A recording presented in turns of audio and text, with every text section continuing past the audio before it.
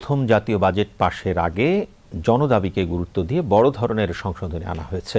সংসদে বিস্তর আলোচনার পর অর্থ বিলে যুক্ত হয়েছে মোট ৬৮টি সংশোধনী। করমুক্ত আয়সীমা বৃদ্ধি থেকে শুরু করে খুচরা ব্যবসায়ীদের করের আওতামুক্ত রাখা সহ বিভিন্ন গুরুত্বপূর্ণ সংশোধনী আনা হয়েছে।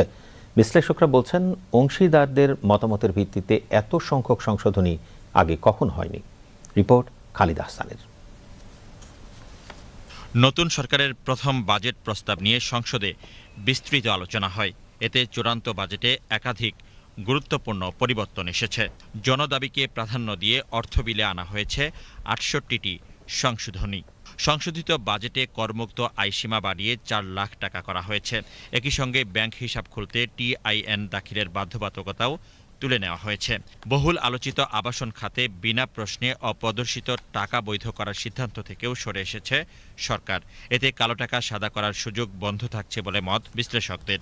যেই কনসালটেশনগুলো হয়েছে, যে মতামতগুলো বিভিন্ন স্টেক হোল্ডার থেকে এসেছে, তো সরকার কিন্তু সেগুলো শুনেছে, আমলে নিয়েছে। এটা একটা ব্যতিক্রম। কিন্তু সাধারণত এত বেশি হয়তো দুই একটা বিষয় নেওয়া হয়, কিন্তু এরকম অনেক বেশি মতামত আমার কাছে যেটি মনে হয়েছে এই প্রথম আর কি, যে অন্তত স্টেক হোল্ডারদের যে কথাগুলো সরকার সেগুলো আমলে নিয়েছে। করমুক্ত আয়ের সীমা দীর্ঘদিন থেকে বলা হচ্ছিল যে এটিকে বাড়ানো দরকার। ইভেন যেটি প্রস্তাব করা হয়েছে ৩,৭৫,০০০ টাকা, মাননীয় প্রধানমন্ত্রীর নির্দেশক্রমে সেটিকে ৪ লাখ করা হয়েছে।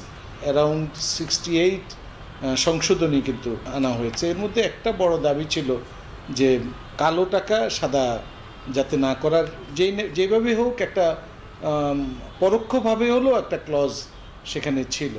সরকার সেই ক্লজটিকে বাদ দিয়েছে। একটা সুশাসনের ক্ষেত্রে এবং দুর্নীতি কমানোর ক্ষেত্রে এটি একটা ইতিবাচক পদক্ষেপ হিসেবে থাকবে। খুব ভালো লাগলো যে ব্যাংকিং রেজুলেশন আইন যেটি একটা ক্লজ ছিল, যে তো সেখানেও সেই ক্লজটাও প্রত্যাহার করা হয়েছে, যাতে অন্তত যারা সৎ, যারা ভালো বিনিয়োগকারী, ভালো ব্যবসায়ী, তারা যাতে আসলে নীতি সহায়তা পেতে পারে সেই জায়গাটা একটা, অর্থাৎ ব্যাংকিং খাতে শৃঙ্খলা আনার ক্ষেত্রে আমি মনে করি যে এটি একটি ভালো উদ্যোগ।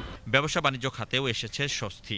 বিভিন্ন ক্ষেত্রে প্রস্তাবিত নতুন কর ও শুল্ক প্রত্যাহার করা হয়েছে। খুচরা ব্যবসায়ীদের এবছরের মতো করের আওতামুক্ত রাখা হয়েছে। আরেকটা জায়গায় যেটা খুব ভালো হয়েছে, যেটা খুচরা এবং যারা দোকানদার বা যারা রিটেল ব্যবসায়ী ভেন্ডার যারা আছে, তাদেরকে এই বছরের মতো ভ্যাটের আওতায় মুক্ত করা হয়েছে।